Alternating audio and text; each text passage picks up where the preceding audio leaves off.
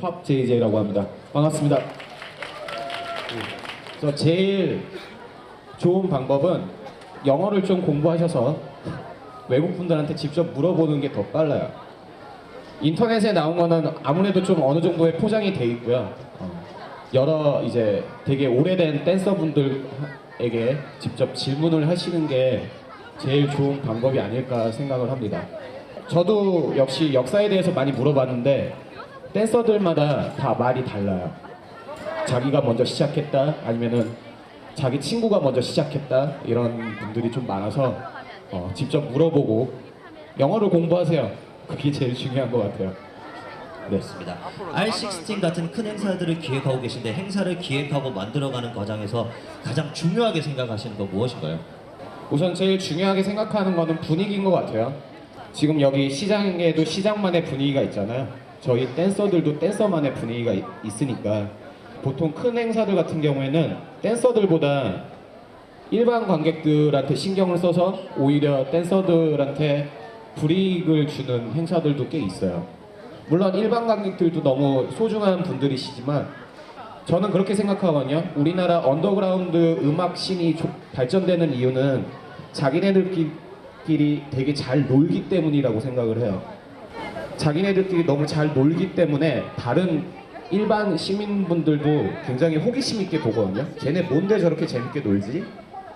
저희 스트릿 댄스 씬도 좀 그랬으면 좋겠어요. 우선 저희들끼리 되게 재밌게 놀면서 계속 인프라를 계속 구축시키다 보면 일반 시민분들도 호기심 있게 쳐다보고 그리고 저희만의 문화를 좀 이해해 주시지 않을까 그렇게 생각을 합니다.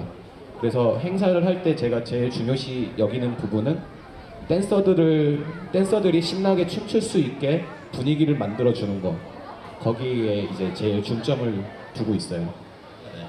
자, 다음 세 번째 질문입니다. 행사를 기획하면서 제일 힘든 점은 무엇인가요?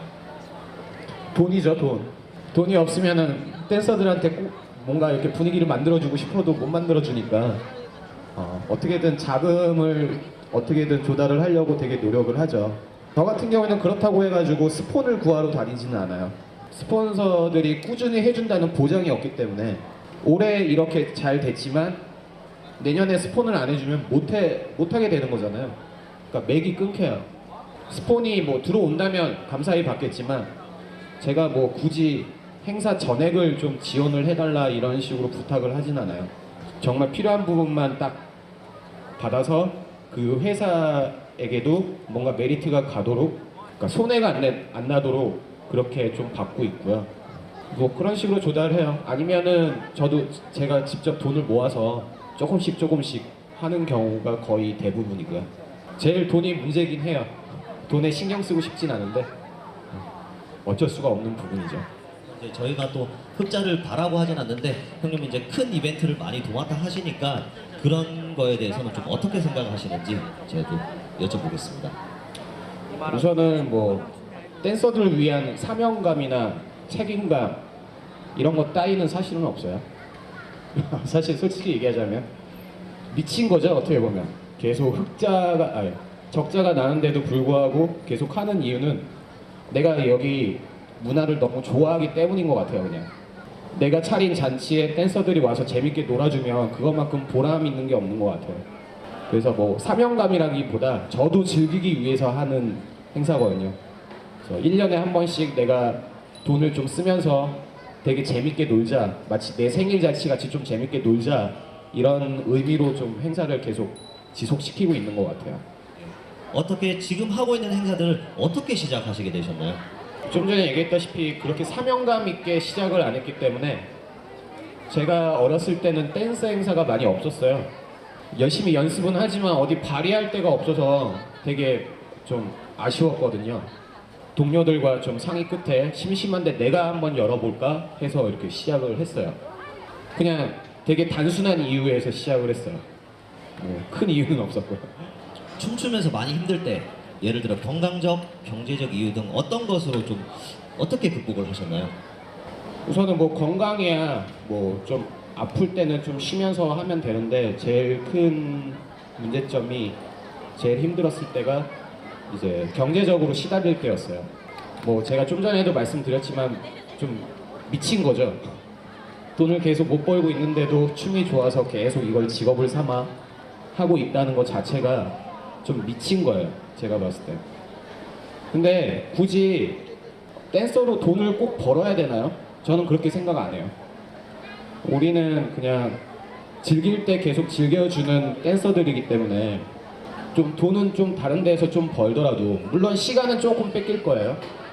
돈은 좀 다른 데서 벌더라도 충분히 즐길 수 있는 시간과 여유가 있는 분야라고 생각하거든요, 이 스트릿 댄스가. 그래서 저도 경제적으로 시달릴 때는 뭐 알바도 다니고 이리저리 돌아다니면서 돈도 벌고 그러고 있습니다. 근데 너무 이렇게 부담스럽게 생각하지 않았으면 좋겠어요. 반드시 춤으로 돈을 벌어야 된다.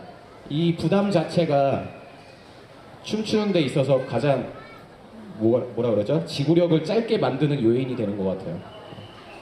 저는 춤출 때 가장 중요한 게 지구력이라고 생각하거든요. 계속 지속적이게 즐길 수 있는 마음, 그게 중요하다고 생각을 합니다. 이게 조금 이제 본인 이게 질문형으로 돼 있는데 사실 전 춤을 춰서 앞으로 뭘 해야 할지 잘 모르겠습니다. 선생님의 어릴 때 꿈과 지금의 꿈의 차이점이 있으신가요? 차이점 되게 많죠. 제가 올해로 36이 됐는데 20살 때까지만 해도 되게 출세하고 싶었어요. 어디 1등에서 이름 좀 날리고 싶었고, 사실 돈보다는 좀 명예가 되게 중요시 됐던 것 같아요. 춤을 전투적으로 췄던 것 같아요, 그때는. 근데 이제 뭐 여기 어르신들도 계시겠지만 30대가 조금 이제 중반이 되니까 좀 지구력 있게 계속 즐기는 마음을 좀 잃지 않으려고 이제 춤에 대해 오히려 그 즐거움을 잃지 않으려고 노력을 하니까 춤에 대해서 더 많은 생각을 하게 되고 또 춤에 대해서 더 깊게 생각을 하려고 노력을 하고 있어요. 그러다 보니까 저 스스로에게 지구력도 많이 생기는 것 같고 그래서 좀 좋은 것 같습니다. 네. 댄스 안에서 파생된 여러 가지 직업들인데 기획자, 교육자, MC, DJ 그리고 이외에도 활동할 수 있는 다른 직업들이 있을까요? 제 주위로 얘기하자면은 행사를 주최하다가 이벤트 회사에 취직을 해서 이벤트 회사에서 일을 하고 있는 친구도 있고요. 그리고 엉뚱하게 일본 댄서들을 너무 동경해서 일본어를 공부하다가 가이드로 간 친구도 한 명 있어요. 어떻게 보면 그것도 파생된 거라고 말할 수는 있겠죠. 근데 이제 댄스 분야에서 할 수 있는 일은 사실 되게 한정적이에요. 여러분들 예능계 만약에 좀 사회적으로 좀 인정을 받을 수 있는 그런 과들이 있죠. 뭐 무용학과, 연극학과 뭐 이런 데는 좀 그래도 사회적으로는 좀 인정을 받잖아요. 뭐 우리 딸내미, 우리 아들내미 연기한다 이렇게 자신 있게 말할 수 있잖아요. 근데 그 연기도 그렇고 노래도 그렇고 다른 무용도 마찬가지로 크게 이렇게 많지는 않아요. 직업으로 삼을 만한 게. 발레를 되게 열심히 해서 대학을 전공하고 나왔어도 발레단에 들어가지 않는 이상 그렇게 크게 할 일은 없거든요. 동네에서 그냥 동네 발레 학원에 취직을 해야 되고 모든 예체능계가 다 그런 것 같아요. 뭐 그래서 뭐 춤을 조금 줄이고 다른 거를 하라는 얘기는 못 하겠지만 뭐 춤을 추다 보면은 영어가 필요할 때도 있고 춤을 추다 보면은 좀 철학이 필요할 때도 있고 되게 여러 가지 분야들이 있어요. 그러니까 춤을 잘 추기 위해서 또 필요 요소들이기도 하고 꼭 춤 말고 다른 쪽에도 많이 관심을 좀 가져주시고 그게 또 자신의 춤한테도 되게 도움이 될 거라고 생각을 합니다. 혹시 나는 궁금한 게 있다. 자, 앞으로 나와주세요. 우리. 안녕하세요. 저는 대구에서 힙합을 하고 있는 정민상이라고 하고요. 제가 페이스북에서 되게 그 고민 같은 걸 이렇게 많이 답변을 해주시잖아요. 네. 그거를 어떻게 시작하게 되셨는지가 궁금해요. 1년에 한 번 올까 말까 하는 후배들이 저한테 연락하기는 힘들어서 그런지 페이스북 메시지로 질문을 남기더라고요. 그 친구한테 답글을 좀 달아주다 보니까 얘랑 되게 비슷한 고민을 갖고 있는 친구들이 되게 많더라고요. 그래서 그거를 오픈시켜서 타임라인에다가 적었는데 그게 의외로 좀 호응이 좋아서 그 다음부터는 질문이 막 쏟아지더라고요. 저도 지금 오늘 대표에서 어떤 이제 질문에 답을 해주고 있지만 어디까지나 제 생각일 뿐이에요. 사람마다 다 생각은 달라요. 이제 참고로 좀 봐달라고만 얘기를 하고 그리고 답글을 달았었는데 지금은 좀 잘 안 와요. 지금 잘 안 오는데 그래도 작년에는 참 많이 답글을 남겨줬던 걸로 기억해요. 근데 그 또 질문 덕분에 저도 많이 도움이 됐어요. 여태까지 생각하지 않았던 부분을 좀 생각하게 됐고 좀 공부가 됐죠 저도. 감사합니다. 대구 댄서뿐만이 아니고 이제 선배 댄서로서 살아오시면서 이렇게 씬에 계시면서 해주고 싶은 말이 있으실 거예요. 아 그래서 좀 주제를 정해왔어요. 예, 그 주제에 맞춰서 좀 이제 얘기를 해야 될 것 같은데 제가 말을 잘하는 사람은 아니어서 조금 이제 적어왔는데 좀 양해를 부탁드립니다. 그리고 다리 좀 꼴게요. 나 이거 너무 뻘쭘해 지금 이러고 앉아있기가. 너무 길지는 않고요. 제가 꼭 이제 제가 가르치는 학생들이나 그리고 여러 후배들한테 항상 하는 얘기인데 좀 이제 오픈된 장소에서도 좀 말씀을 드리고 싶었어요. 오늘 제가 이야기할 주제는 재능이에요. 재능. 제가 이제 뭐 학생들 가르치면서 제일 많이 듣는 게 학부모들이나 이제 어르신분들이 우리 애가 재능이 있나요? 라고 항상 물어보거든요. 근데 사실 못하니까 배우러 오는 곳에서 재능이 있냐고 물어보는 거는 저는 좀 잘못된 질문이라고 봐요. 차라리 그냥 자기가 지원을 해줄 테니 우리 아들내미, 우리 딸내미 좀 재능을 찾아주세요라고 질문을 하는 게 당부를 하는 게 오히려 더 올바른 좀 질문과 당부라고 생각을 하거든요.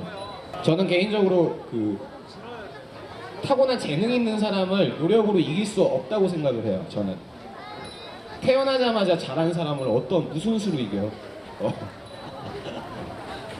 근데 그렇다고 해가지고 나는 재능이 없는 것 같으니까 꼭 빨리 그만둬야겠다 이건 아니에요. 아까도 잠깐 언급한 적이 있었는데 사람마다 생긴 것도 다르고 이름도 다르고 생각도 달라요. 그러기 때문에 재능도 달라요. 저 같은 경우에는 어렸을 때 되게 좀 유연하게 움직이는 사람들을 되게 동경했어요. 뭘 해도 되게 폼나 보이고 되게 멋있어 보이고 반면에 저는 되게 딱딱한 사람이었거든요. 몸치라는 소리도 되게 많이 듣고 그래서 좀 유연한 사람들을 쫓아가기 위해서 그렇게 연습을 많이 했었어요. 스트레칭 엄청 하고 일부러 힘도 빼보고 그렇게 계속 연습을 해도 늘지가 않는 거예요. 늘지가. 근데 어느 날 저 아는 동료가 와서 저한테 하는 말이 저한테 칭찬을 해주길 와 너는 참 밸런스가 좋다라는 칭찬을 해주더라고요. 저는 여태까지 저의 단점이라고 생각했던 제 딱딱함이 누군가한테는 저의 장점으로 보였던 거였어요. 어떻게 보면 단점이 재능이었던 거죠, 저는. 그래서 그때 이후로 제 딱딱함을 오히려 더 잘 살리기 위해서 연습을 했더니 그 다음부터는 되게 실력이 많이 쭉쭉 늘었어요. 여러분마다 다 있을 거예요. 나는 왜 저 사람처럼 안 되지? 왜 저 사람처럼 폼이 안 나지? 나는 왜 저 사람처럼 돈을 못 벌지? 뭐 이런 남을 동경하는 마음은 다 있을 거예요. 그거는 좀 사람의 약간 타고난 본능인 것 같아요. 나보다는 남의 떡이 커 보이는 거는 다 있는 것 같아요. 근데 좀 반대로 생각을 한번 해봅시다. 다른 사람이 나를 부러워하게끔 만드는 거예요. 저는 유연한 사람을 동경했지만 그 유연한 사람은 저의 딱딱함을 되게 부러워했거든요. 또 어떤 사람은 되게 잘 사는데도 불구하고 그냥 쓰레빨 질질 끌고 다니면서 그냥 동네 반바지로 그냥 다니는 사람을 부러워하는 경우도 있더라고요. 그러니까 사람마다 행복이 추구하는 건 다 다르고 생각하는 것도 다 다르기 때문에 저는 재능도 다 다르다고 봐요. 저는 스트릿 댄서이기 때문에 스트릿 댄서로 예를 들자면 스트릿 댄서는 군무가 아니에요. 누군가한테 똑같이 맞춰야 되는 춤이 아니에요. 운동선수는 넘버원이 돼야 되지만 이런 우리 댄서들이나 예능계 사람들은 온리원이 돼야 되거든요. 넘버원이 아닌 온리원이 돼야 돼요. 그 온리원이 결국 이 댄스계나 아니면 예능계에서 가장 돋보일 수 있는 존재가 되는 거예요. 감사합니다. 여러분들 무한도전 참 재밌게 보시죠? 무한도전이 재밌는 이유는 다 다르기 때문이에요. 캐릭터들이. 스트릿 댄서 그리고 우리가 사는 삶도 다 마찬가지라고 생각해요. 다 다르게 생활을 하고 다 다른 생각을 가지고 어쨌든 싸우기도 하면서 그렇게 지내오다 보니 아 인생 재밌구나라는 걸 좀 느낄 수 있을 것 같아요. 그 인생이나 춤도 마찬가지라고 생각해요. 우선은 자신을 좀 가졌으면 좋겠어요. 자존감이죠. 자신감은 좀 다른 말이에요. 자존감이라는 거는 나한테 자신이 있는 거예요. 예를 들어 이 친구가 뭘 잘하는데 난 이 친구처럼 못해. 그렇다고 해서 내가 주눅 들 게 아니라 너 이거 잘하네. 대신에 나는 너와 다르게 잘하는 게 있어. 이게 자존감이거든요. 그런 자존감이 있다 보면 당연히 자신감도 생길 테고 그리고 온리원이 될 수 있다고 생각을 합니다. 그러니까 여러분들도 자신을 좀 믿으세요. 자신을 좀 사랑할 줄 아는 여유가 생겼으면 좋겠습니다. 여기까지 하겠습니다. 감사합니다. 와. 여러분들 정말 오늘 좋은 말씀 많이 들었죠? 예, 우리 성건이 형님에게 다시 한번 큰 박수 부탁드리도록 하겠습니다. 감사합니다. 감사합니다.